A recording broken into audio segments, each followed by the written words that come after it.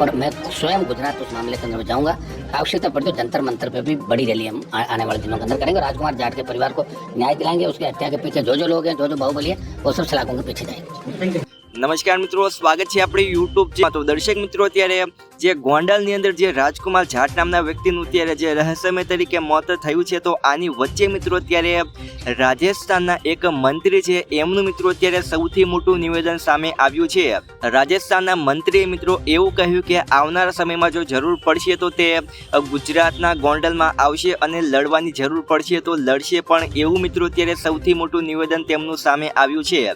શું છે આખી વાત મિત્રો આપણે વિડીયોમાં આગળ ચર્ચા કરીશું, તો તમે છેલ્લે સુધી જોતા રહેજો। ને એની પહેલા આપણી યુટ્યુબ ચેનલમાં મિત્રો નવા હોય તો આપણી યુટ્યુબ ચેનલને સબસ્ક્રાઇબ પણ કરી દેજો। હવે તમને બધાને તો મિત્રો અત્યારે ખબર છે કે ગોંડલની અંદર જે રાજકુમાર જાટ નામના વ્યક્તિનું અત્યારે જે રહસ્યમય તરીકે મોત થયું છે, તો આ ઘટનાને લગભગ મિત્રો મહિનાથી પણ વધુનો સમય થઈ ચૂક્યો છે ને હજુ સુધી મિત્રો આ ઘટનાનું કોઈ પણ જાતનું નિકારણ આવ્યું નથી।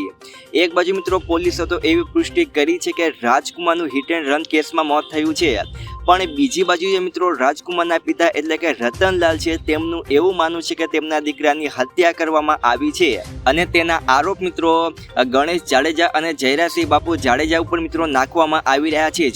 જોકે મિત્રો આપણે કોઈની ઉપર પણ ખોટા આરોપ નાખતા નથી। હવે આની વચ્ચે મિત્રો ત્યારે એક રાજસ્થાનના એક ગૃહમંત્રી છે એટલે કે હનુમંત બેનીવાલ, તેમનું મિત્રો ત્યારે એક સૌથી મોટું નિવેદન પણ સામે આવ્યું છે।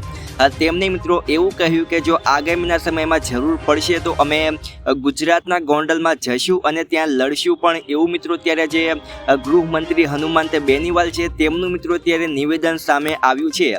જોકે મિત્રો તેમને ખાલી આવું નિવેદન આપ્યું હતું, આવશે કે નહીં તો આગામીના સમયમાં ખબર પડશે। પરંતુ મિત્રો ત્યારે રાજકુમાર જાટ નામના વ્યક્તિનું ત્યારે જે મોત થયું છે, તો એક બાજુ મિત્રો પોલીસ એવું કહે છે કે આ હિટ એન્ડ રન કેસમાં મોત થયું છે, તો બીજી બાજુ મિત્રો રાજકુમારના પિતા રતનલાલ છે એ મિત્રો સતત અત્યારે તેમના દીકરાને ન્યાય મળે અને તેમના દીકરાની હત્યા જ કરવામાં આવી છે તેવું જ મિત્રો તેમનું માનવું છે। હવે આના કારણે મિત્રો આ કેસ અત્યારે અંદરો અંદર ગોટાળે ચડ્યો છે। હવે તમારું મિત્રો વાત વિશે શું કહેવું છે તમે જરૂરથી મિત્રો નીચે કમેન્ટમાં લખી અને જરૂરથી જણાવી શકો છો। તો આજ માટે આપણે આટલું જ રાખીએ છીએ। વિડીયો તમને ગમે હોય તો લાઈક કરી નાખ્યો અને આપણી યુટ્યુબ ચેનલમાં નવા હોય તો આપણી યુટ્યુબ ચેનલને સબસ્ક્રાઈબ પણ કરી દેજો। તો મળીએ નવા વિડીયોમાં।